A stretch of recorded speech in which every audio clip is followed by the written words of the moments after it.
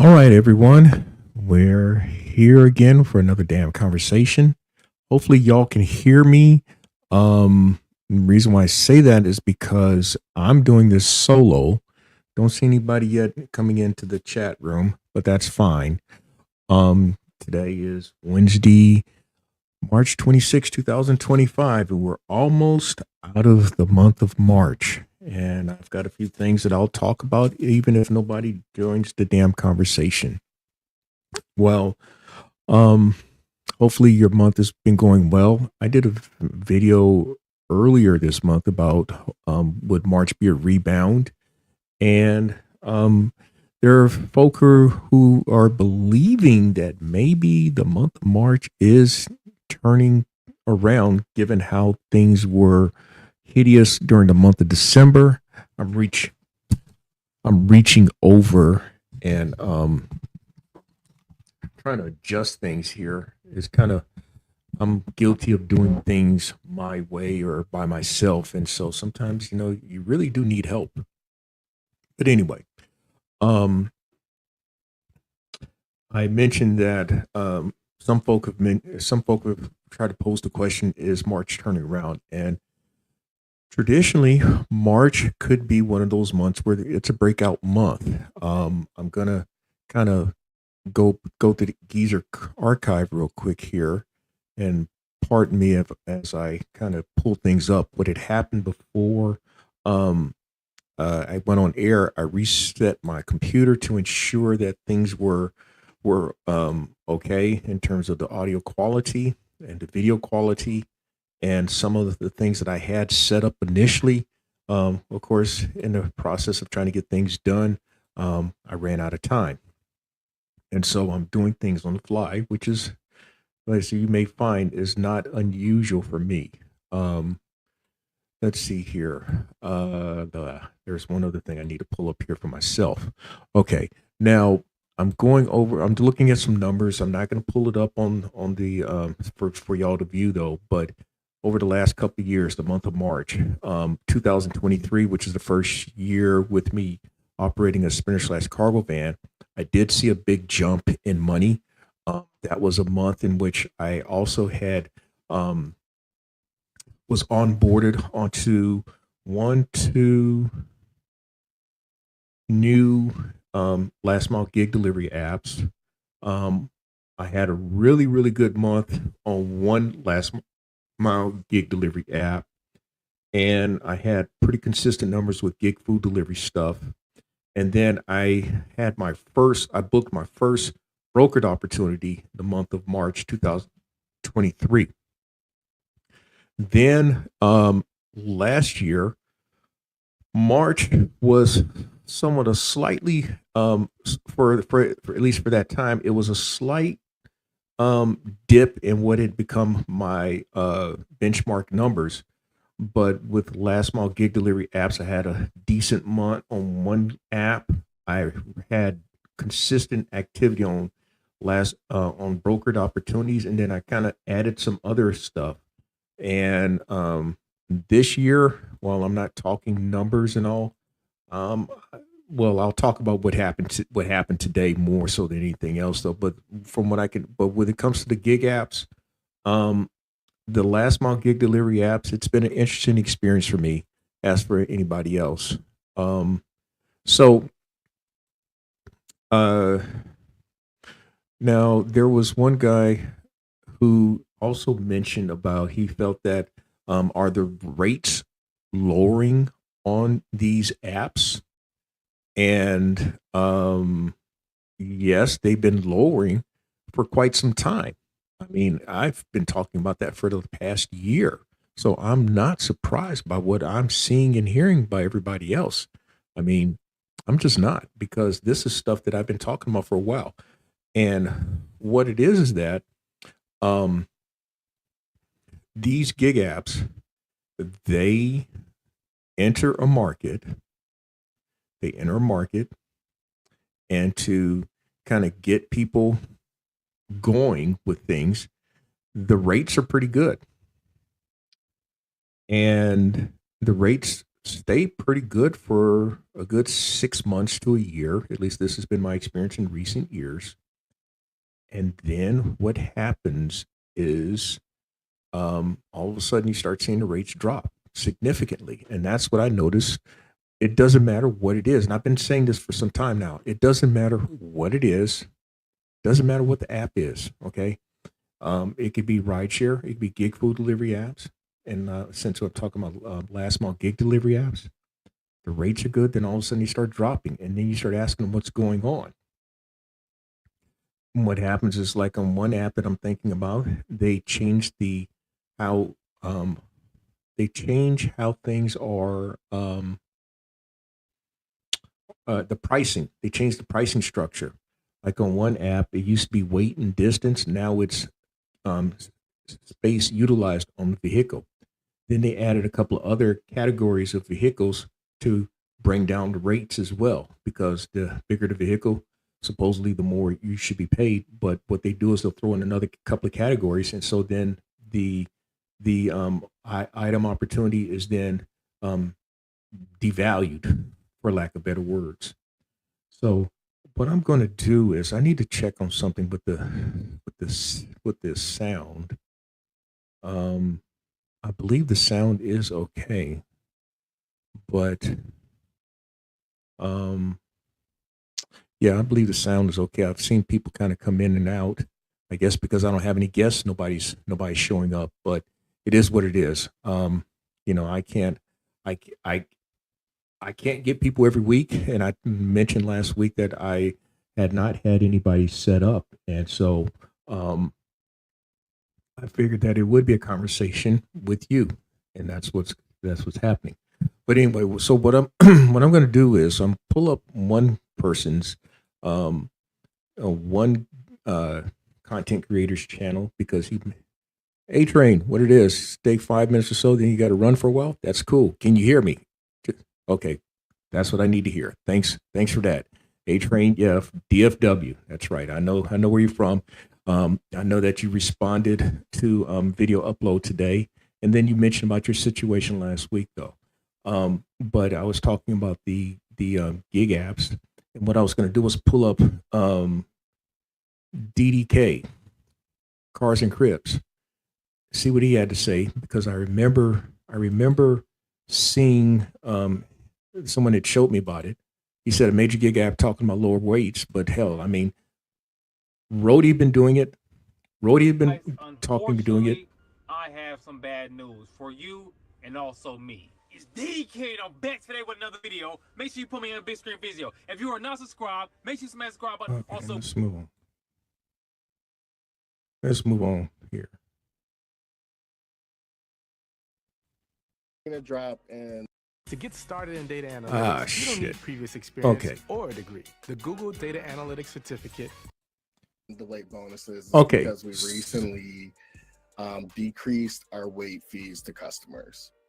All right. So just with that, he mentioned about Dispatch. All right, Dispatch is one of those companies in which you mentioned that they lowered their rates, so they're trying to stay competitive with the customers, and so they've gotten rid of certain bonuses that goes with the orders. Weight bonus is, I mean, yeah, it is what it is.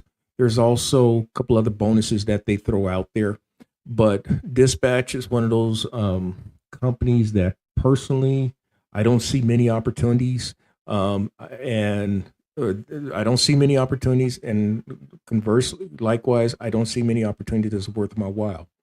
Rody has lowered the rates for years now. I'm not surprised. Matrobi is a joke. I don't. I mean, I think if I'm not mistaken with Matrobi, it's one of those apps where you really don't even know what you're going to get unless you call them to find out, and then when you find out what it is, it's not even worth considering. At least that's my experience in my market, though. But I'm not surprised with these. I am not surprised with these companies lowering rates because they got to remain competitive. They're competing against other apps for the business, and so their way of competing is to um, lower the rates. Just have to. Unfortunately, it becomes a race to the bottom, and that's the unfortunate thing. So then, what do you do? Well, this is where I talk a lot about how you have to diversify your opportunities or options. You got to give yourself other options. And the thing that I've been talking about for myself personally has been the the cash game, developing my cash game to the extent that hey, I've got other options so that I don't sit and wait. Although that's kind of what happened today. I mean, I'll get into that later on. Um, another content creator had said, "Well, are things picking up?" Well, things are picking up. I mean, I've seen more order opportunities, but it's a matter of volume. But is there quality of opportunities? That's another conversation. Um, from what I'm seeing, the rates are pretty much the same, no different. Michael Manuel, hey man, thanks for coming through. You're saying that the apps are getting worse and worse. Higher, hey man, thanks for coming through. Is it a bad thing to become a geezer? You just turned 40 or just getting older? Higher, I'm going to tell you, when I turned 40 decades ago, I was still able to dunk a basketball. I'm probably about 10 pounds, 10, 12 pounds more than what I weighed at age 40. Running wise, I started slowing down in terms of running for any distance. But I could still lift 250 pounds over my head, bench press a couple of hundred, and do all my other stuff. The problem is that as you get older, you just don't recover from all that. So it's not a bad thing becoming a geezer. It's just that when you're willing to accept it, you will call yourself a geezer. How about that? Um, but back to the conversation. Oh, by the way, y'all, I mentioned about the opportunity to join the damn conversation. I'm going to put the link out here. So if you want to join in, hey, you can hook up with me. Let's see. There we go. There's the link to join the damn conversation with me. If you feel like it, just chime in. I'll bring you on. Um, but yeah, month of March, I've seen volume of opportunities, but have I seen any like big paying opportunities? No, I haven't seen any big paying opportunities. Nothing like the way it was in 2023. So you say you don't want to accept it, but your pride will inevitably be broken. One way or another, it will.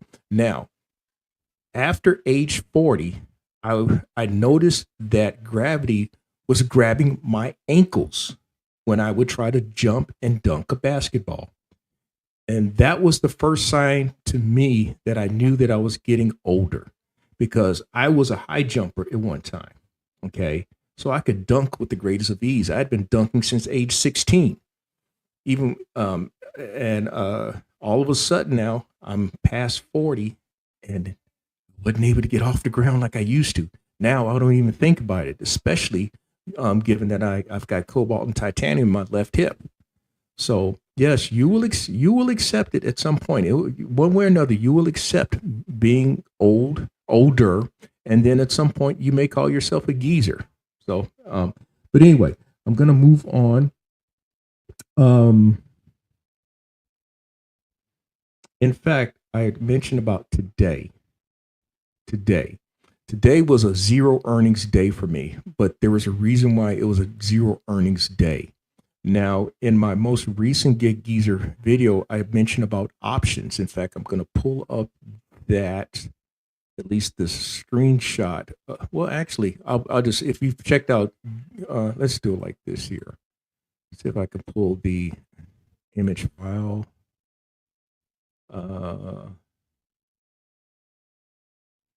Hopefully it will come up because I think there's certain image formats that it will allow for you to do this.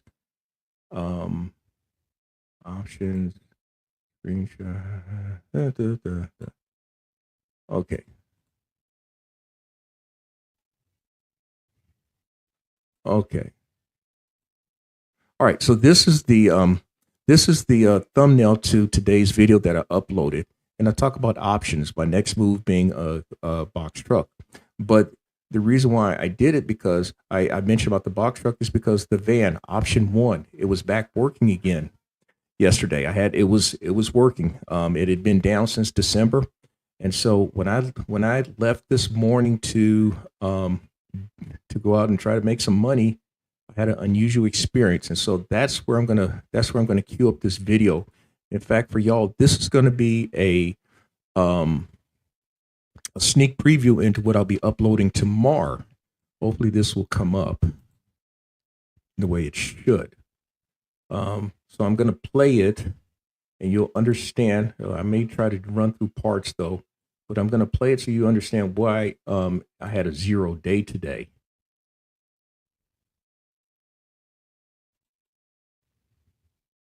I lost $300 today, and I should say that I'm not happy about it, but it happened. And I'm going to show how and why on this segment of the Gig Geezer. When I've shared experiences like with maintenance and with actual repair situations, I think folk kind of gloss over it because, well, first of all, it didn't happen to them.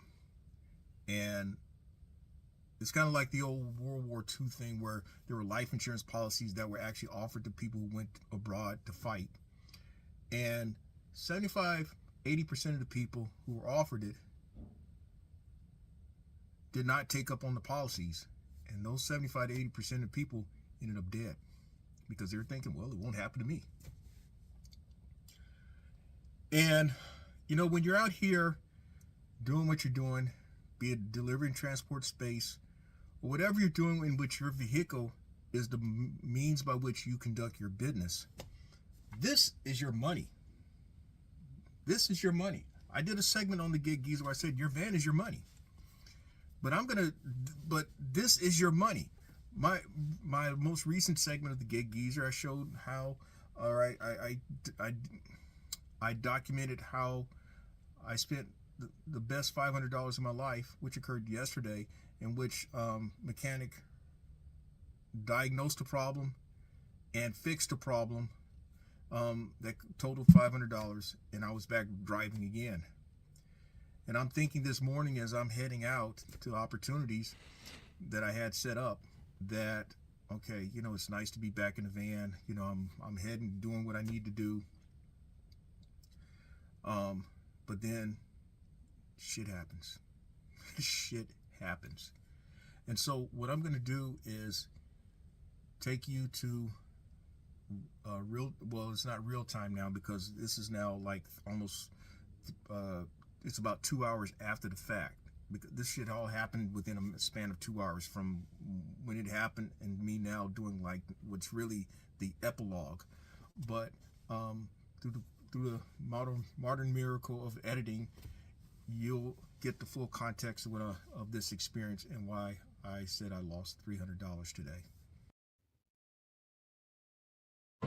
Alrighty, I am on the side of the fucking freeway.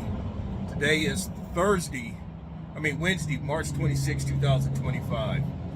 And I was actually en route to one of two catering opportunities, both of which now I've had to cancel because of a freak fucking issue with my van.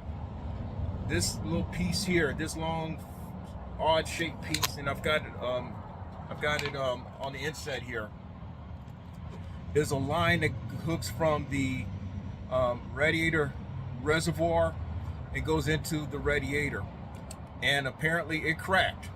The connection that goes into the radiator cracked and starts spewing. And what happened was I got the engine light came on and it starts sputtering. The engine started sputtering. I'm thinking, oh shit, no, it can't be what I'm thinking. All right, y'all. So, all right, that's about 3 minutes into it. So I'm going to fill in the blanks with what happened. So like I've described in the video, I was heading to a catering opportunity, first of two catering opportunities. They were going to total $168 earned. I'm about 3 miles onto the freeway when my engine light comes on. And I'm like, why is my engine lights coming on? And now all of a sudden notice the engine is sputtering. And then it continues to sputter. And so instinctively I reached for my diagnostic device and inserted it while I'm driving, and it gave me a code of P1299. P1299 code is it's overheating, a major overheating issue. And then I looked down at the gauge, and the needle is almost on at red. And so immediately I'm looking to pull over. And so I pull over, turn the engine off, and then I see this plume of steam coming out from up under the hood. And I'm thinking, oh, this is not good. And so what ends up happening is I get out, I try to survey where the water's coming from. I know from experience, and I'm almost telling exactly what's in the video. I know from experience that if the water is dropping directly up under the engine, like in the middle, that's more than likely a water pump. And with most vehicles, the water pump is it's ran by your timing chain and not what it used to be like by your it's run by the timing chain, and a lot of people don't. You usually have to go to the dealership to have that replaced. It's going to cost probably about $2,000 now. I searched, I inspected the hoses. I didn't see any issues with the hoses, and so then I noticed, as I showed in the picture here. Let's see here. Go back to, well, as I showed in the picture about the two areas where the line had broke, and then you saw the last one where there was water or radiator fluid. That's where the line had actually cracked, and so that thin rod there, that thin line, is a high pressure line that hooks into the radiator on one end, and on the other end to your water reservoir. And so in a span of from the moment that I had the light come on until the moment that I had it fixed, resolved, and replaced radiator fluid, it was all in the span of about 2.5 to 3 hours. And the irony of all that is, too, I started the day by going by Walmart to get two containers of radiator fluid, just because I knew I needed to get some radiator fluid, not knowing that within a matter of an hour or so that I would need to put in almost 2 gallons of radiator fluid. So that's how that's how I lost $300 today. I missed out on $168 in catering opportunities, and then it cost me $142, $127 for that line, and then $15 for replacing the radiator fluid that I had bought and had to put into the van. Now, how about that shit?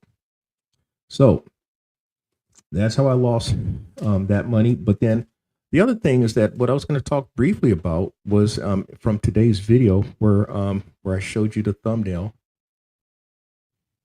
Rig CH. Hey man, what's going on? Thanks for coming through here. I showed here where I had option 1, 2, and 3, and option 3 is my latest one with a box truck. Now, I've had the box truck actually since mid-October, but I've not talked about it until officially on the Gig Geezer channel today with the release of the video. And the reason why I got the box truck is that I felt that I need to give myself more options. And so this kind of ties into what questions about apps and the offer amounts are going down, and just how times are very uncertain. When things slowed down in December, when things were slow in January, when things were slow in February, I was busy because I'd given myself more options. G. Olson, hey man, thanks for coming by. If an overheat happens again, put the heater on full blast. It would usually keep the heat sustained and can drive a couple more miles. Yes, I've heard that theory before. I've never done that. The last time I had an overheating issue with a vehicle of mine was in 1988, and that was with a 1976 Chevy Monza, and among other things, the head gasket went. So, but yes, I remember that. I will say that all within a span of a mile, when that light came on and when I pulled over, that was all within a mile. But can imagine if I were stubborn and not paid attention or tried to keep on driving. When the engine was sputtering, what I understand was that the engine, the system was beginning to put the van into a fail-safe mode to shut it down before more damage could be done. But anyway, so again, between December and February, when things were slow, I was busy because I had option number 3 with the box truck, despite the fact that my van was down the entire time. So is this, that's, as I've characterized in one video, this is not a victory lap, but it's just me saying that fortunately I was in a position where I was able to purchase another piece of equipment. And as it turned out, not knowing about 6 weeks later that I would be down a vehicle, but it did not hurt because I was down a vehicle did not hurt me in terms of keeping things going. Of course, I didn't like driving around for as long as I did without fixing the van, but shit happens. I mean, things happen. And so you have to get your money together to be in a position to protect yourself from worst case scenario. As it turned out, it was a best case scenario situation, and I was able to get it fixed. Now, if y'all want to join the damn conversation, click the link and I'll bring you on. I don't want to be talking for an entire hour. So if you got questions, if you just want to chat with me more so individually, I'm more than open to that. So I mentioned in today's video about how the box truck giving me options and all. I'd actually considered last year putting a trailer hitch onto the F-150 and getting a cargo trailer or just a regular trailer, 7x14 trailer. But for what I had wanted to do, what I wanted to get into with the cash game, box truck just gives me more options. Now, if I were to consider another Sprinter van, what I would do is replace my van with the longer bodied van with the high roof. That's what I would do. In fact, if I could have done it all over again, I would have gotten that type of a van. And I've said this many a times. And the reason being is because it gives you the most versatility, it gives you the most options, it gives you the greater capacity, which means money. So that's what it's all about. How do you create options for yourself? Because if you're not creating options for yourself, then you're complaining about you're not making any money. And even then, even with the options that I got, I'm still not comfortable by any stretch of the imagination. I'm looking to create more options for myself because that's what it's all about in business. You're constantly assessing and reassessing your situation. If you're not doing that, then you become complacent. And if you become stagnant, just like water, it stinks. Sam Randall, hey man, see what you got to say here? I know the feeling. Same thing happened to you when you were driving on a highway. You was very lucky to make it to a nearby mechanic. So you're talking about with a heating situation. Yeah. The truth of the matter is that if I were like doing a run, let's say if I actually had a load and I was in the middle of nowhere, parts unknown, middle of nowhere, and that happened, I would have had to wait until the next day before I could really address the situation. So I said this in the video that's coming out. I really believe that somebody was looking out for me because this could have been a much worse situation. The van is fine. You know, it was just a matter of me losing some radiator fluid, which caused the steam to occur. But yeah, Unleaded 93. You like the box truck games. You like the box truck game, but those expenses can be crazy. Yes, I agree with you. But you're going to stick with the cargo van. Okay. I mean, I get it. I just want to create options for myself, but I agree with you with the box truck. What I can say thus far, and I know that there's still a round of maintenance that's going to be done or upgrades that's going to have to be done on the truck. But right now, my biggest expense is gas. And I mean, the van gets twice as better gas mileage than the box truck. The F-150 gets slightly better gas mileage than the van, but the box truck gives me some options that I just have to be smart with how I manage my gas. And that's what I've been able to do. I know what my fuel range is, And I'm going to tell myself I have run out of gas once in trying to figure out what my fuel range is. But I also know my range with the F-150, just like I know what my range is with the van. Let's see here. So many opportunities for the box truck, though. That's the thing, you know. That's one reason why I got it, because it opens up another realm of opportunities. So when I see people crying about the van, about with the Sprinter vans, I'm okay. I'm okay, and that's not being arrogant. It's just you know. Fortunately, I was in a position to add on. I know of other people who are in similar situations of mine where they have a full suite of options, and some of their options are similar to mine and even more. They've got a cash game. They work the apps. They work the load boards. They don't work the gig food apps, but they do the other three components. And so, there's one guy I often refer to. Shit, he does better than he does. I want to say 50% better than I. I mean, that may be on the high end, but I know that he makes money, and it's because of the options that he's created for himself. So, what's my gas miles for the van? I get about 20 miles to a gallon on the van, rig CH. 20 miles to a gallon. The F-150, I get in upwards of 20, anywhere between 20 and 25 miles to the gallon. The box truck, goddamn, 10 miles to a gallon. I thought I could get more, but that's actually with box trucks, that seems to be about on par with, regardless of what type of box truck you get. Anywhere between 10 to 15 miles to a gallon is probably what you're going to get with one. G. Olson, you hear what I'm saying? Open up your options. More options, more opportunity, and money. Yes, that's what it's all about. Marion, hey Marion, how you doing?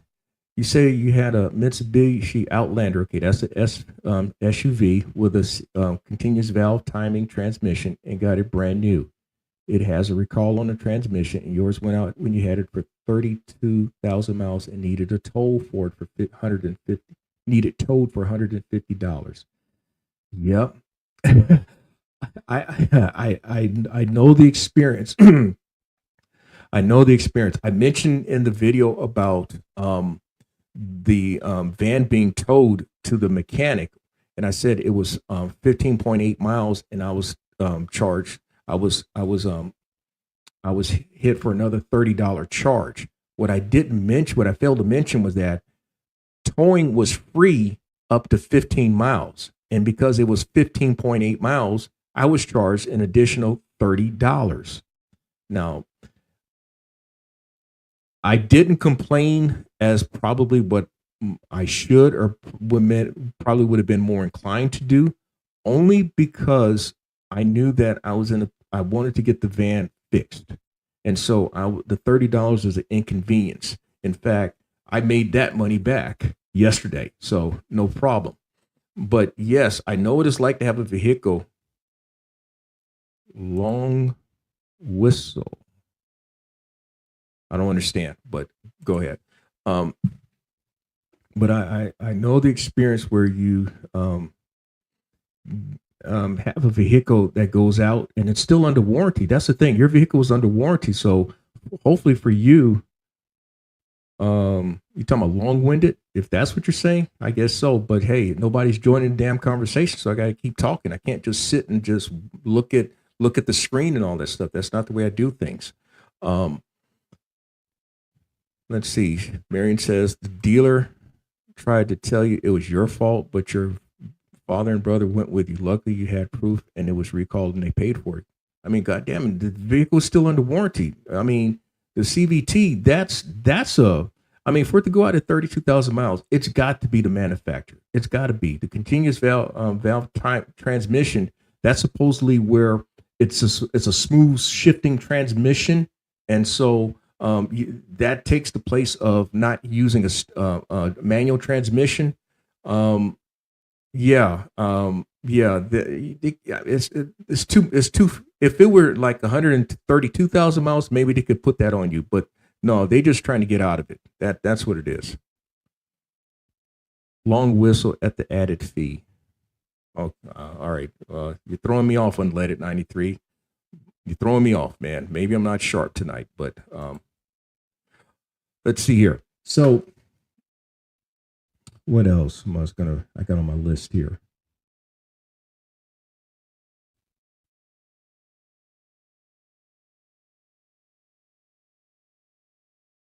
Okay. Now, there's a couple of articles that I actually have queued up here. And for those of you who are in the delivery transport space, one of them may be of interest to you. I'm going to read the article only because nobody's joining the goddamn conversation. But I'm going to read the article and then I'll kind of offer some insight or be open for any questions. Let's see here. Marion, all right. They told you should have gotten a transmission flush at your last oil change. Yeah, that's right. I'd laugh in their face too. They handled it the right way. And Marion, it's good that your father and brother were with you because yeah, they definitely tried to get over on you. Definitely. And one other thing, when it comes to a dealership, and I think that's where I'm guessing that's where you went, of course. The service department is the money maker of the dealership. It's not the sales side, because the sales side, if it's a new vehicle, they don't make their money on the new vehicles. They make their money on the used vehicles and whatever trades that they can steal. The service department and parts department is where they make the money. In fact, when I mentioned about replacing that high pressure line on the van today, it cost me $127.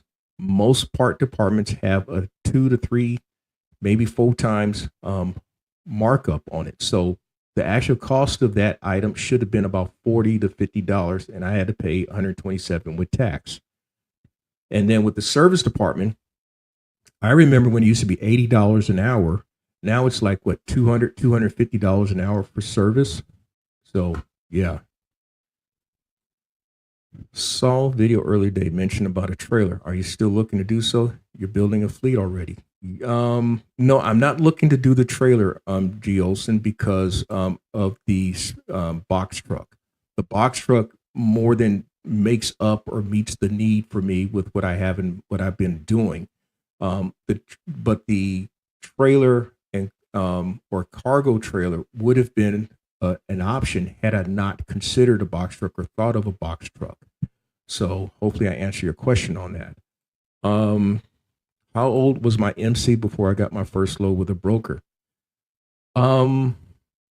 Just over 2 months. In fact, just over 2 months. And I happened to luck out and got on board with that broker. At the time they were taking folk after 60 days. And so I don't know if they still do that. I can't even tell you if they do. I've done like, I want to say maybe 3 runs with them in the past year. So I don't know. Slick. Welcome to the Chevy gang with the box truck. That's an Isuzu. I know it's a Chevy engine, but basically that's an Isuzu.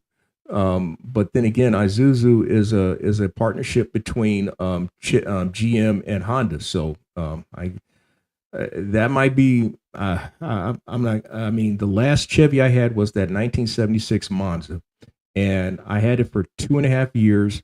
And I was at the junkyard getting something on there almost every month. But it is what it is. Let's hear what Marion says now. You told them you could have sued them for not notifying about a transmission recall, so they got scared and did it.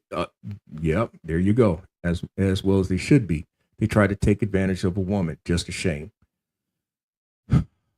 It is. You know what? I remember when I got my daughter's vehicle. It was a Nissan Rogue back in 2019.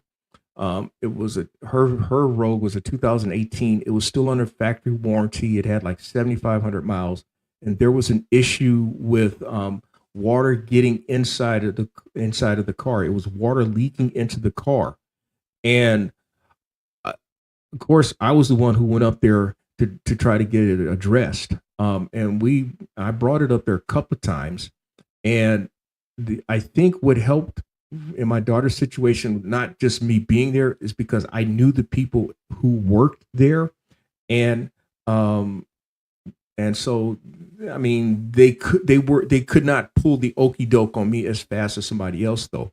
But I told them, look, hey, this car's got 70, it's still under warranty. Why is it leaking? Come to find out, there was some work that was done with the windshield. Apparently, the windshield was replaced, but the guy did not put the seal on there correctly, which allowed water to come in.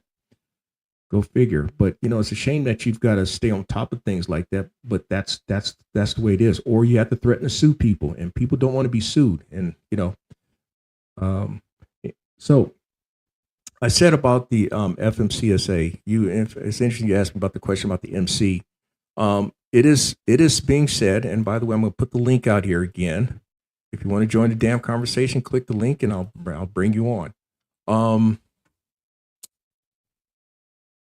There is talk of MC numbers no longer being used, and the reason being, what they say is that they're trying to streamline the FMCSA, and the reason for that is, I guess, because of redundancies and supposedly dealing with fraud, and so therefore they're trying to address something that should have been done some time ago.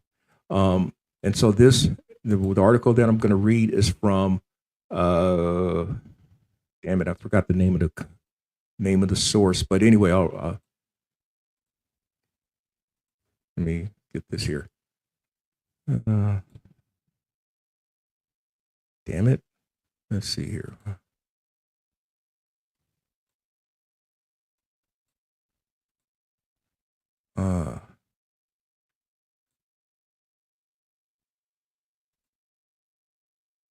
For whatever reason, I can't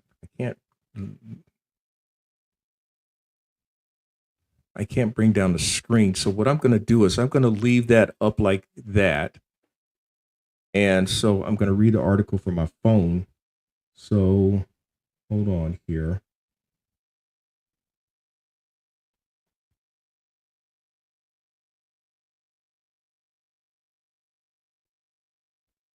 For whatever reason, all right, so the article says what it means for the industry as FMCSA eliminates MC numbers in 2025.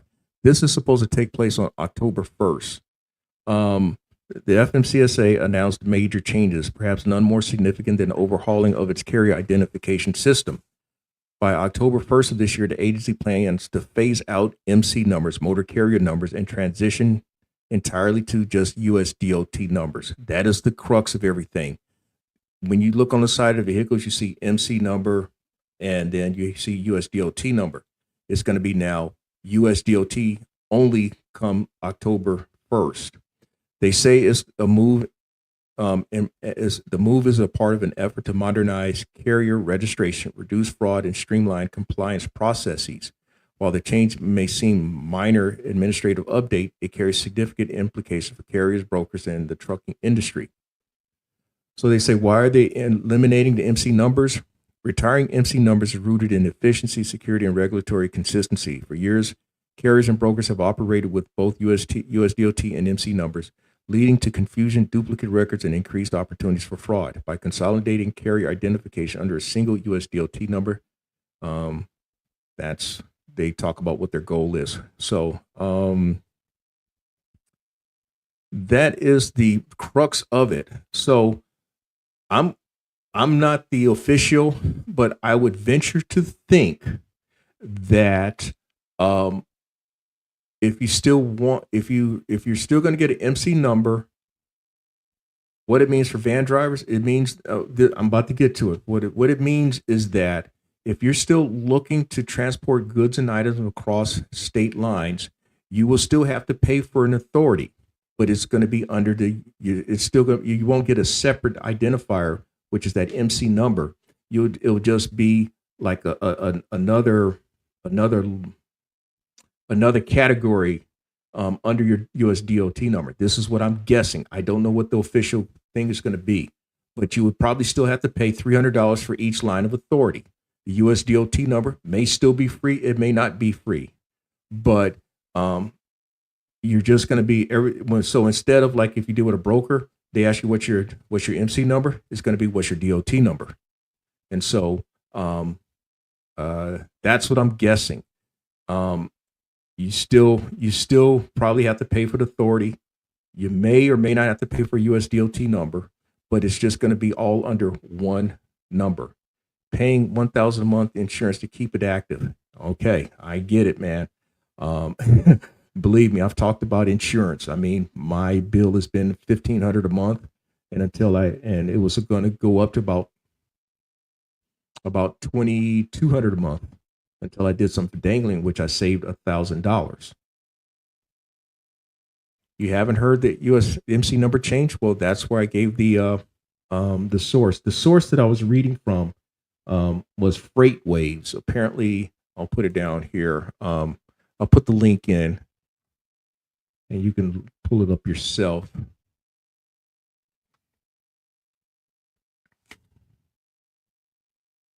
That's the link to that article. FreightWaves. Okay.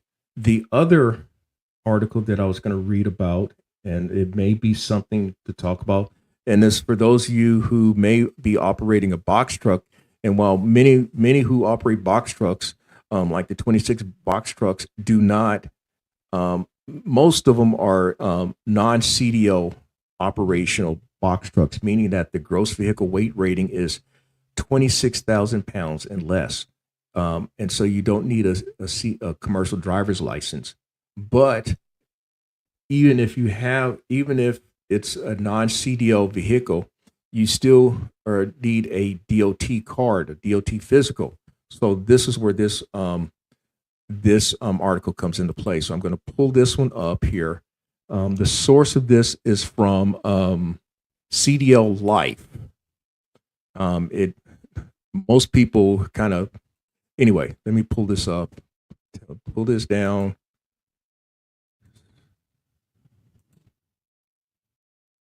Share screen.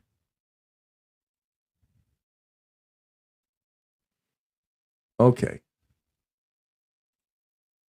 It says about DOT medical exam results to be submitted electronically to FMCSA starting in June as paper cards are phased out. Now, I'm going to put the link to this as well before I start reading it.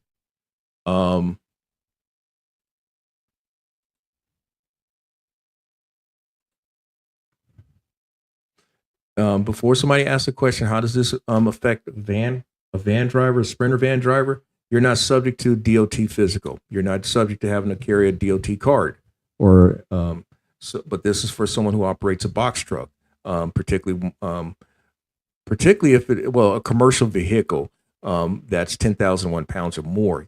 Theoretically, you're supposed to have a DOT card, but it's more so looked upon with a CDL operated vehicle. But again, you want to try to have all your ducks in a row because you never know. Anyway, the article says major changes are coming to the medical certification process for commercial vehicle drivers as a long delayed Federal Motor Carrier Safety Administration rule goes into effect in June. The rule is intended to digitize and streamline the medical certification process for commercial vehicle drivers, eventually eliminating the need for drivers to present a paper copy of their medical examiner's certificate to show that they meet the physical qualifications to operate a commercial vehicle to state licensing agencies.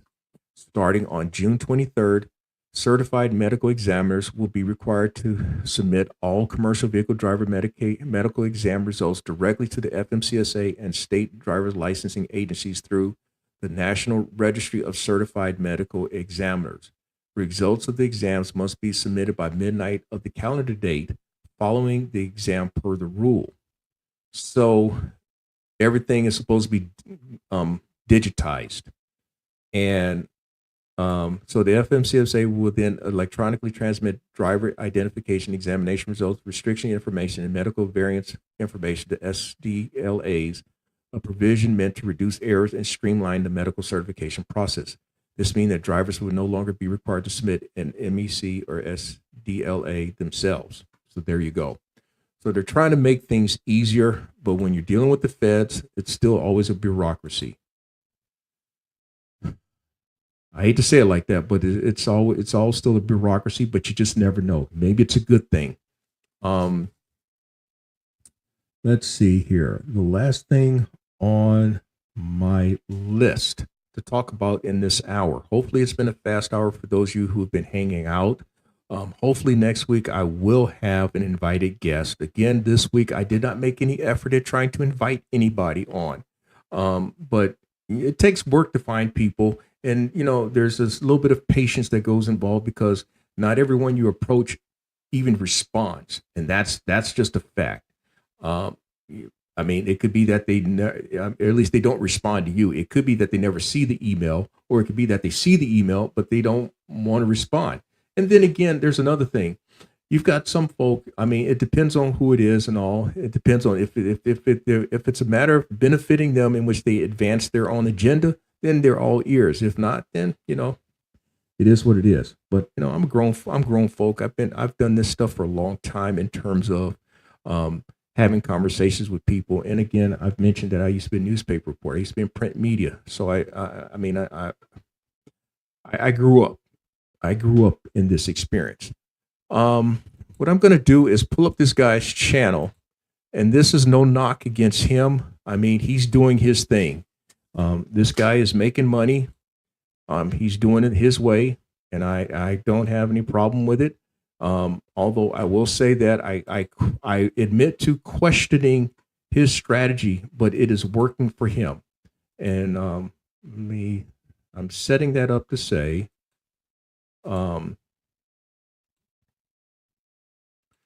this guy's channel, Daily Grind with the Grams.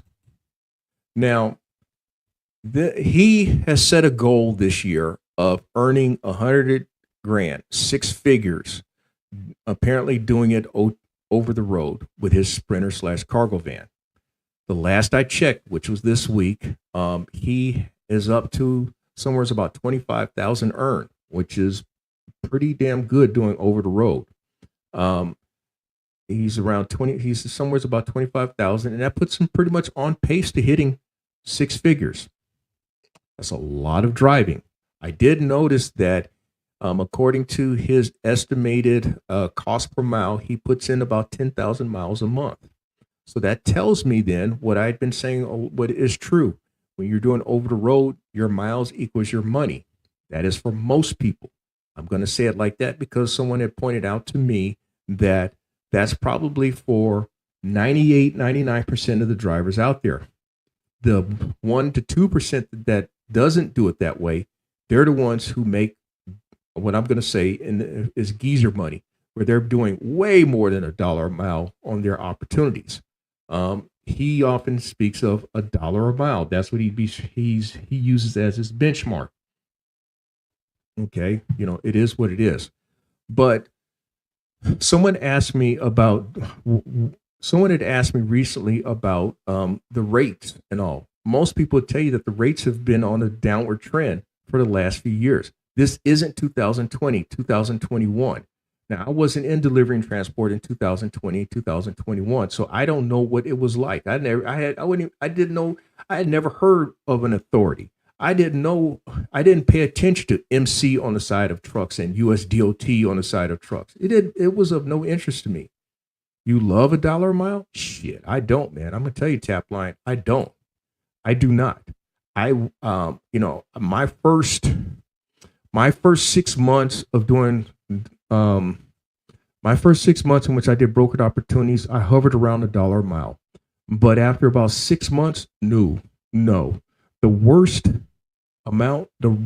rate per mile that I've done since November 2023 is about $1.40 a mile, and that's been the worst. It is commonplace for me to find stuff for $2-3 a mile, even with a Sprinter/cargo van. That's just the way I do it. 76, no, I'm not paying anybody to do that shit. I am not. I hear about people may have a lower cost per mile. That don't mean shit to me. I've already shown about how you can be caught up on cost per mile and cost yourself money. That's just me. But if it works for you, Tapline, so be it. But if you're gonna make 10,000 in a month at $76 a mile, you're gonna have to do a lot of driving, more like about 12,000 miles in a month. Nor me. So glad to hear this. A-Train, agree. Feel like $1 a mile can hold somebody back. Oh, big time, man. I mean, look, $1 a mile. I can give you a good example how you end up paying somebody to move their shit for $1 a mile.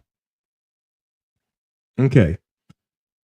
Let's say there's a run 200 miles, and I give you actual distance because A-Train, you're in Texas. From Houston to San Antonio is basically 200 miles, okay? And somebody posts, the most that they're going to pay you is $200, so that means $1 a mile, okay? Let's say you hadn't filled up, your van is on empty when you book the load.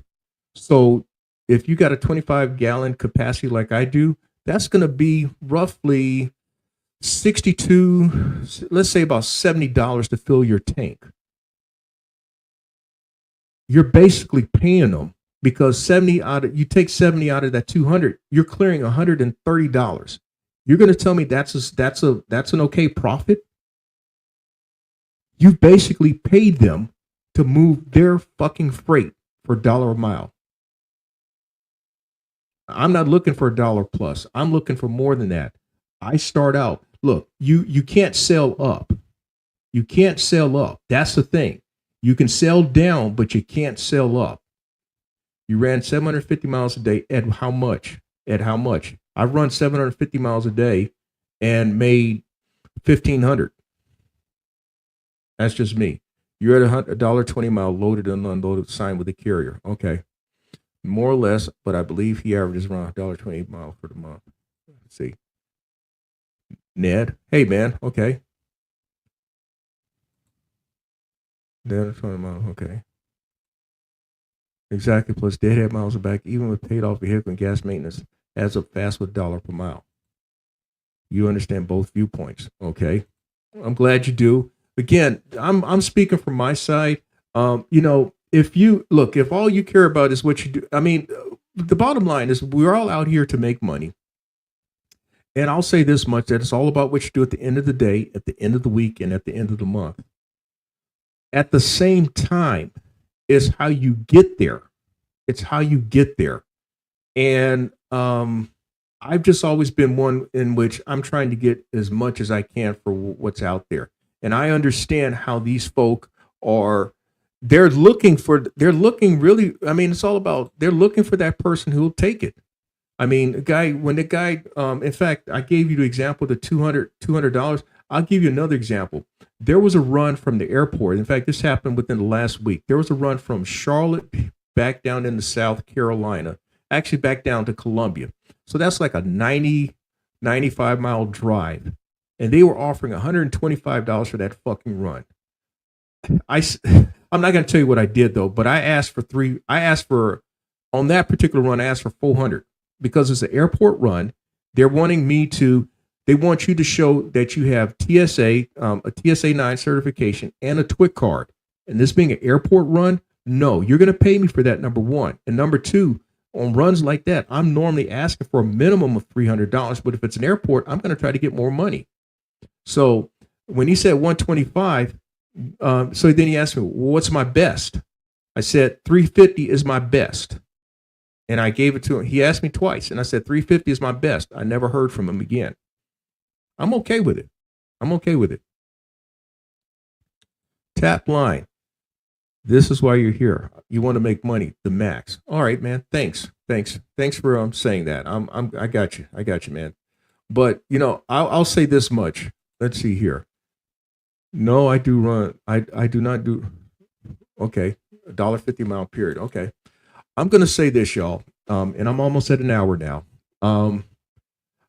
I hope that those of you who have been checking out my content, particularly in the delivery and transport space since December 2022, particularly this is where my audience really expanded when I with the spinner / cargo van. Even though if you look at stuff that I did between 2021 and 2022, when I was just doing regular gig food delivery stuff, I hope that y'all see that I am giving y'all information that is accurate and tangible, stuff that you can apply, hopefully. There are salespeople out here in the social media space. That's all there are, salespeople. They're all about clicks and views. And the problem with being all about clicks and views, there's a certain amount of irresponsibility that's involved. And then when shit goes wrong, then they want to play victim and all.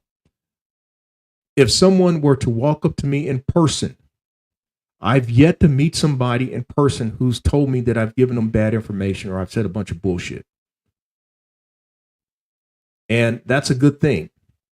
That's a good thing when people can walk up to you in person and say, hey, man, thanks for what you're doing. I really appreciate what you're doing. You're inspiring and motivating me.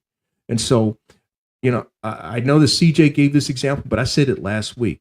If I were to be a salesperson, which is not my personality, which is why I didn't last long in the car business, even though I made money doing it. If I were a salesperson for clicks and views, I'm pretty sure that I would have over 100,000 subscribers as well.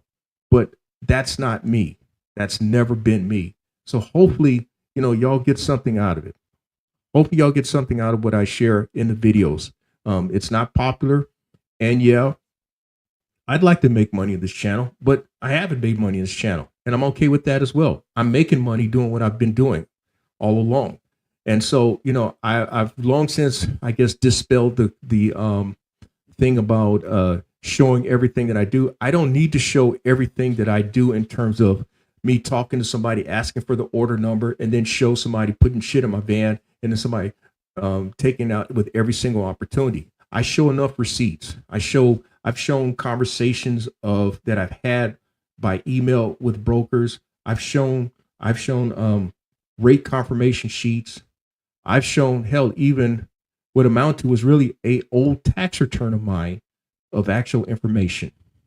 You know, I show enough receipts, I think, to justify what I talk about. But anyway, that's 3 minutes of me talking about me. Let's hear. I'm going to go through here what everybody's saying. And again, y'all, thanks for joining the damn conversation. Folk kind of came on late. I'm going to give y'all I'm going to give one more opportunity in terms of if you want to join the conversation with me and talk, you know, I guess some folk are camera shy, but let's see. Tap line, thanking me. Let's see. A-Train, yes, there's hype videos, and then there's, okay, with straight knowledge. Thanks. Thanks there. I've proven to accept less, earn more. Yes, thank you. San Antonio, okay. Cortez, Alex, okay. Mr. Cortez, hey, man. I know the San Antonio area quite well. I've mentioned this before. When I first finished school, first finished Texas Southern, first daily newspaper I worked at was in New Braunfels, the New Braunfels Herald Zeitung, place that's known for the Schlitterbahn, the water rapids, and was once known for Oma's House. In fact, I'm really going to tell him myself. The guy's now an ordained pastor, but one of the people that I interviewed at that New Braunfels newspaper was Terry Cummings. Terry Cummings played for the Milwaukee Bucks, the San Antonio Spurs, and for several other teams. And so when I talked to Terry, that was in 1989. That's a long time ago. Tap line. Okay, I'm going to bring you on, Tap line. Thanks for joining the damn conversation. Somebody come in on here. Hey, man. Hey, how you doing, man? It's good to see you. Yeah, it's good seeing you, Tap line. I know you've come here a number of times. And so I'm glad that you want to join the damn conversation. Yeah, man. Individually. Yeah, man. Hey, I'm from Charlotte, North Carolina. Charlotte, okay, you right up the road. I'm in Columbia. I'm right. Yeah, I mean Columbia. I got all kinds of roots in Columbia. I love Columbia, and I know that's where you're from. No, I'm not. I'm from Houston. No, I live in Columbia. Yeah, I'm from Houston. That's why I could talk about San Antonio. Okay. Well, I thought you were from Columbia. I didn't know. No, but but you're on TV at one time. I was a newspaper reporter. Okay, because you're very familiar to me, and maybe it's just your accent. Maybe I don't know what it is. What it is, but make a long story short, I've been watching you. You popped up on my screen. I've been doing this for about almost a year now. And I've been on the. Oh, I don't know what that is. No, I've got somebody else on here. Somebody popped in here. No problem. Let me pull him back out. FY. Okay, it says FYG. Okay, so what I'm gonna do, I'll add you on once I'm finished with Tap Line. Okay, all right, go ahead, man. So I retired, kind of retired. I looked into doing some medical deliveries, and I was like, it's okay, but they really didn't pay you enough, right? And I really don't know how the guys do it. I mean, I'm driving a Tesla. Okay. Looking up my home. Are you proud to say that? Yeah. Hey, you know what it is? What it is? I remember back when you had to wait in line to get gas. So, right. You know, OPEC's not my friend. It was my wife's car. I love my Tesla. I ain't scared of it. It is what it is. But now my other vehicle I drive is a 3500 Dodge Ram Laramie dually. Okay. Yeah. Yeah. Don't go there, man. And it's got a delete on it, and it'll rock and roll. So I'm not a green guy. I'm just, my wife wanted one. We got it. We drove it. I drove it, and I used it to do the medical delivery. Right. And I don't know how the guys can make any money, because I was like, it cost me $9 to fill up at the house, plugging in. And I drove, and I was like, how are y'all making money? You drive. There's no way of making money. So then I researched and looked into the Sprinter van thing, and I stumbled into this. I had a Sprinter. My dad had a Sprinter van. I got it from him. I drove it many miles before I bought it from him. And right now it's in the actually it was in the shop. Engine went out in it, and it's not a Sprinter van. It's a ProMaster. Yeah, and I know everybody hates ProMasters, but it's done me good. Anyway, it's broke. I fixed it. The new engine in it, and I'm on the road, and I'll go anywhere. Okay. So I watch you, and I see what you're doing, and yes, I want to do about $1 a mile. I won't do less than. I try not to do. Well, basically, the way I'm right, and I'm learning, man. I'm learning. So I am learning. I'm learning. I'm not telling you that I know what I'm doing. I'm telling you what I'm doing now to learn the business. Does that make sense? Yeah, it makes sense. And you know, the thing is that if you're dealing with brokers yourself, it's like when I learned with working at a car lot, you have to ask for the business. You can't get it unless you ask for it. And if you don't ask for it, you ain't going to get it. They're going to tell you what they want to give you. And so you have to be willing also. I mean, it depends on how you're going about doing things. If you're doing over the road, you got to stay rolling. So I understand that. I am not over the road, and maybe that gives me a little bit of advantage, maybe a jealous advantage, because I do things regionally. I describe that my radius of operation is 100 miles. So it may be Charlotte. Okay. I may go up to Charlotte, Charleston, Greenville, Spartanburg. So that's kind of my radius of operation. You follow me? And but I've learned. Go ahead. No, what I was going to say was I would rather, hub out of Charlotte, and I also have a home up in and I don't want you to think I'm rich or something, because I ain't I'm dirt poor. Okay, so but I have a place I can stay up in close to Lynchburg, Virginia. Okay. Okay. Back and forth. I'm at my dad's house now. So I piggyback back and forth between the two. So I love Charlotte. I grew up here. I lived here. Okay. I lived here. I'm 58 when I moved. So I lived here for 58 years on the same property. So I love Charlotte. I know Charlotte. I would love to work out of Charlotte, but I'm trying to figure out how to hub out of somewhere and just do 100 miles. And what happens is, like, say I'm in Charlotte, it takes me to Greenville, South Carolina. It's actually what's the town? Spartanburg. Spartanburg. It's not done. Is it? Where is on the apps that I use, it takes me to where Greenville, where you're talking about Duncan, like where BMW is? Yeah. Duncan, Greer. Yeah, that's a busy area, man. That's a busy area. It takes you to Duncan, right? All right, when I Uh-huh. get to Duncan, then I get out of Duncan. Well, Duncan, when you leave Duncan, it takes you to Alabama. And I'm like, well, I want to go back to Charlotte. So I'm Mhm. trying to figure out, how do you hub out of Charlotte and go to Charleston and get home? You know, that's Okay. that's what I cannot figure out, how to hub out of somewhere and get back, make your money to go to, like, if I could go to, if I could, I mean, I'm going to say this, and you can say you're a nut bucket. It is what it Okay. is. But if Okay. I could make 80 cents from Charlotte, North Carolina to Columbia and back, I would be happy. Okay, problem but is- but you're only gonna be paid one way unless you're looking for a run back.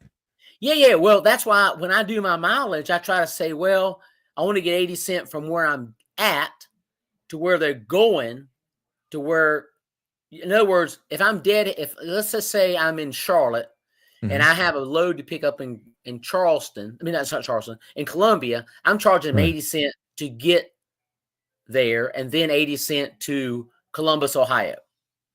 So I'm Oh, getting my man, I money, mean- my deadhead money, a All little right, bit. but here's the deal. I'm thinking money now. All right, let's presume that's 100 miles from Charlotte to Columbia. You're making $80, man. Okay. $80. Now, All right. how much you have to put in your tank? Not that much. Let's say Like let's say if 40. you're empty. Let's say if you're empty starting out. Let's say you're empty starting out, and you got to fill up your tank to go. That's well, that's close to, that's not $80, but it's close to It's Well, 70. 70 probably. $70. Let's just So say you 70. just paid them to move their stuff. You get what I'm saying? Now, just Yes, look at yeah. it in those terms. Now, Yeah. while you may have used less than a quarter tank coming to Columbia, and let's say you're Yeah. able for some reason to get something out of Columbia going to Ohio, more than likely you'd have to go probably over to Greenville to get those. I've seen more stuff from Greenville Spartanburg side going to Ohio than Charlotte. But Go yeah, ahead. let's use that as an example.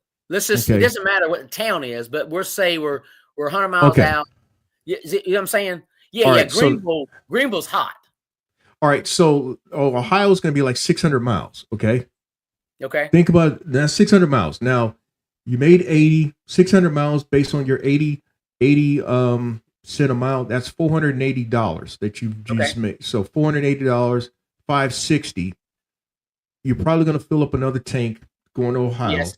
Right. So you're at $140 spent, but you made $560. If you're okay with that, fine. But I would not be okay with that. And I mean, why you're not okay with it is because you're stuck up in Ohio. Is that correct? No, You're it's just just I'm just thinking about. I'm not even thinking about Ohio.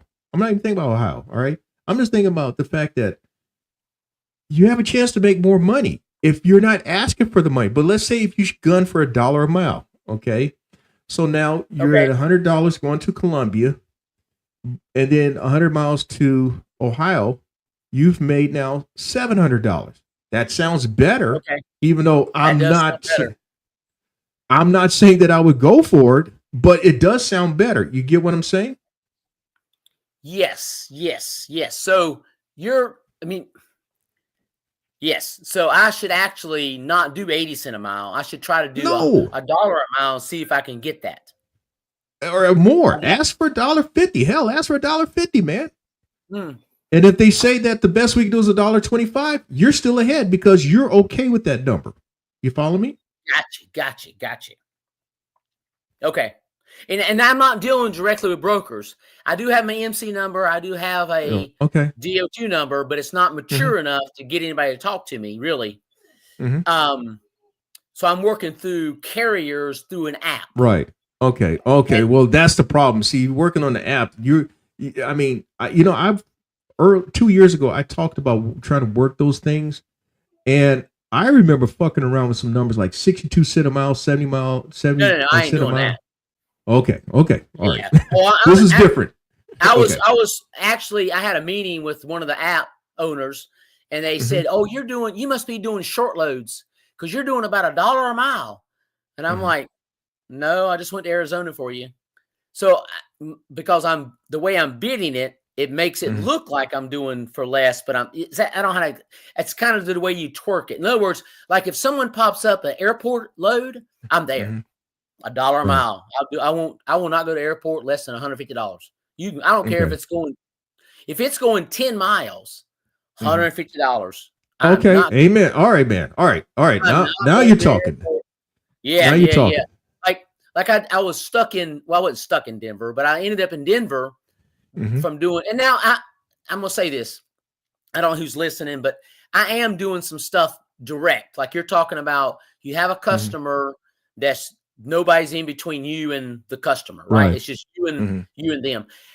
Luckily, the church I go to has some people that are doing some shipping. I did a shipment up to Maine, $2,000. Okay. I drove up there, dropped off a Okay. van full of stuff.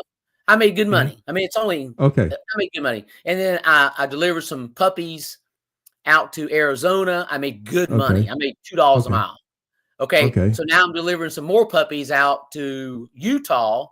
Now I'll make $1 a mile, a little bit more than $1 a mile to Utah. It's only a puppy, but I'm going to pick up something else to stick in the van to get me out to Utah. So I am doing some other stuff, but that being said, I'll end up at a place and $1, like I did a job in Denver at the airport because I was kind of stuck there, not really stuck there, but anyway, make a long story short, I just went to the airport and I sat there and I was like, yeah, they paid me $150 to drive from one airport terminal to another airport terminal. So like 8 miles. Okay. So that's good numbers, right? Yes, very good number. But I was at the airport, but that's nothing to brag about. But I was on bad $150, and then I went somewhere else. But the airports can suck the life out of you. If someone, I'm just telling all you guys, I don't know how many people are here, but if you go to the airport, you have to set your minimum that you're going to make because you don't know what you're getting into. Do you agree? Right. I agree. And that's the whole thing with a lot of these things. You don't know what you're getting into. So that's why you've got to, hey, you think it is a business. The only way you can see business like a result, you got to run it like a business. Yes. So that is exactly right. And for 6 months, I didn't really know that. Now I understand is that, you may just have to say, I'm not going to do that because I'm not going to make any money. Right. Well, Tapline, man, let me get Rick CH on here. Thanks for joining the conversation. I appreciate it, man. No, I man. love your show. Hopefully I've answered some questions for you though. In the meantime. Oh man, yeah. Just give us information, man. Give us information. I appreciate it so much. Good night. Be safe. Now, my truck's broke, but I'm back on the road on Monday. All right, that's good, man. That's good. All right. Peace out. All right, y'all. Let's see. I'm going to bring in Rig CH, and then that's going to be it for tonight. Going back over some quotes here. Seen a ProMaster with 860,000 miles, original engine and transmission. Yeah, that's very good for a ProMaster. Mr. Cortez asked about nobody talks about U-Ship. Well, it's like this. It's a race to the bottom. Some people swear that they can actually make money doing U-Ship. I don't. I mean, I've just not seen it. I've tried to put in on a couple of those things, and it's like if you put $1 in, somebody probably bid 45 cents. That's just what I've seen of it. So that's my answer. I'm going to bring Rick CH, see if he's on here. Hey, good afternoon. Hey, man. Evening. Yes, yes. All right. We talked last month, right? Was it last month? Early this month? Yes, sir. Yes, sir. We did talk. And you did that really awesome video. So I really do appreciate it. That's right. You said you asked me the question and I did a video based on it. That's right. And, first off, just thank you. Appreciate you and, all the other content creators on this subject, because definitely a place I've been going to for, information.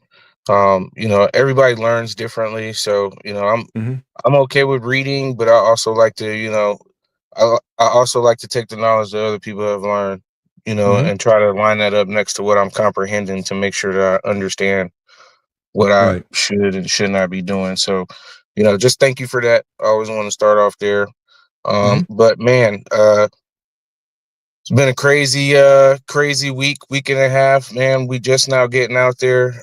As I've told you before, man, they have been busting busting me upside the head. It's been rough. The coming out the gate with the new authority, but I Right. was able Okay. to, book my first load under my own authority, All right. and I did also get a pretty decent gig opportunity.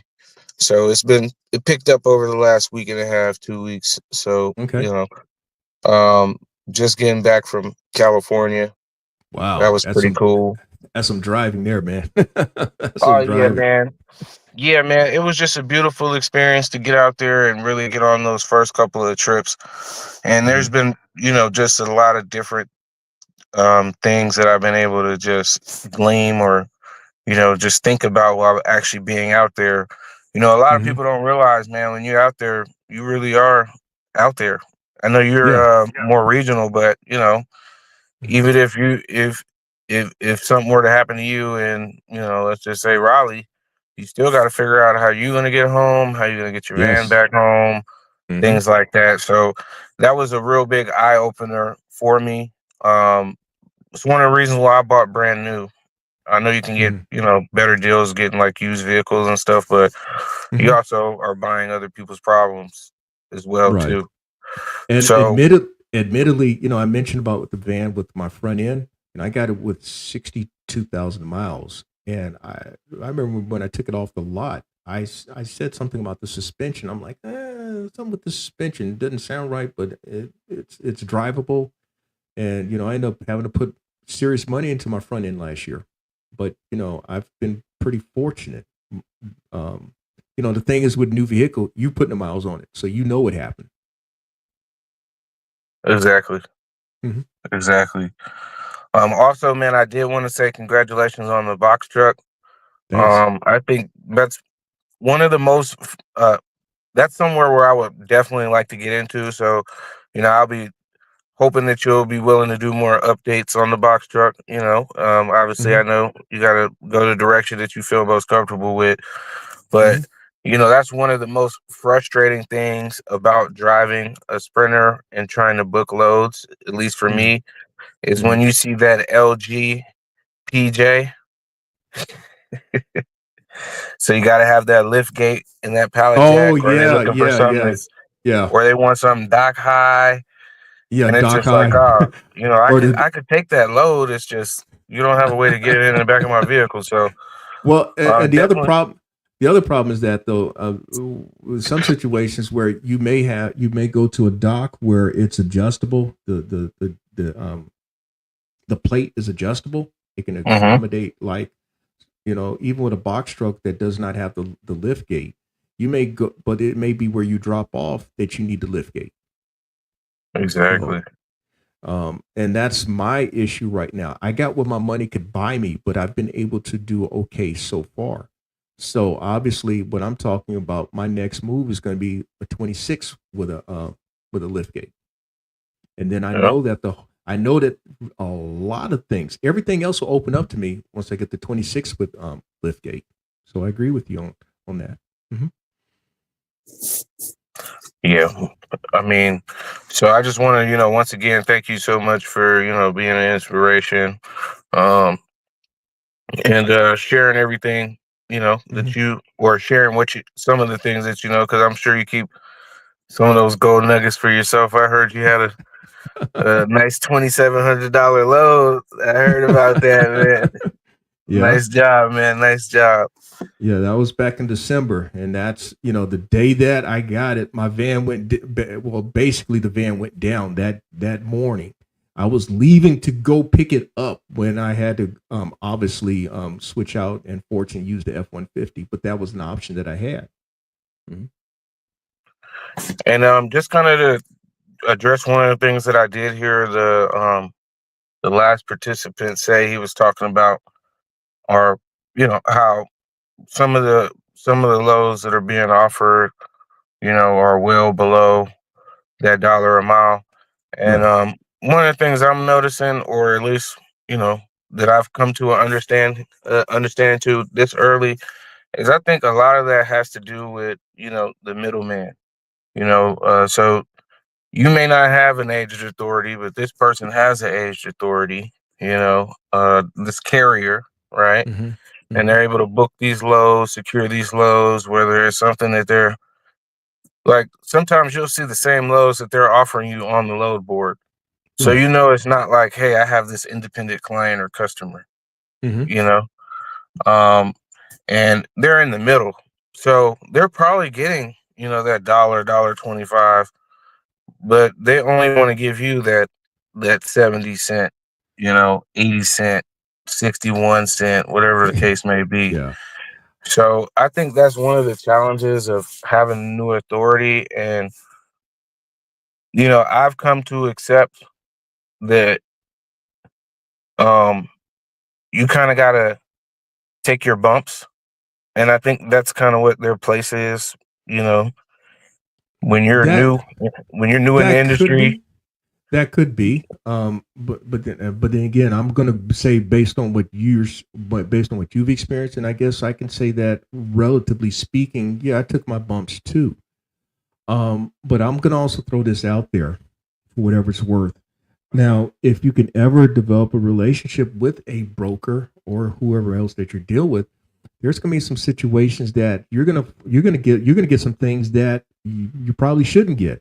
What I mean by that is with one particular broker that I dealt with for about a year, from November 2023 to November of last year, there were opportunities that would show up on the load board. But because I had kind of developed a relationship with this broker, I was able to get them to pull that shit off the load board and get it for way more than what they were offering.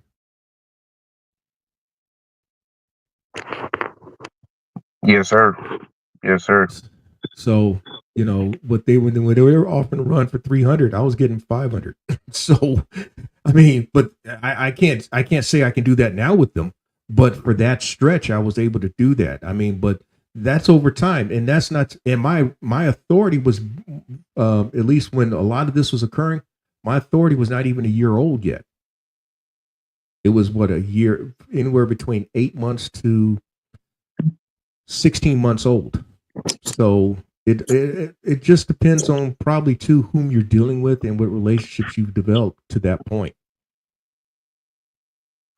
No, man, I would agree with you for sure. I would say I haven't developed the best relationships, but it's just been nice to kind of get out there and experience what's been going on for sure. Right. You know, I'm gonna end it. I'm gonna end with this, y'all. We're about at 10:30, and the clock is telling the old guy that it's about his bedtime. But maybe you would agree with this. It is a nice feeling when you're out there on the road, and it's like you have this sense of purpose out there. Especially, you know, when you're making money or you've made some money. It's a good feeling when you're driving that van. That's what I'm getting at. I don't know for you, but it's a good feeling, man. It's a good feeling being out there, being able to do that. You're conducting business and you're making money at the same time.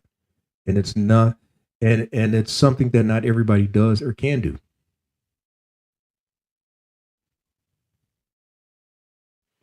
Okay, I think I lost connection with Rick CH, but I'm going to read these things and I'm going to call it a night here. Finding the shipping manager, procurement manager, and hand them a business card. Yeah, I agree with that. I've given a lot of folk business cards along the way.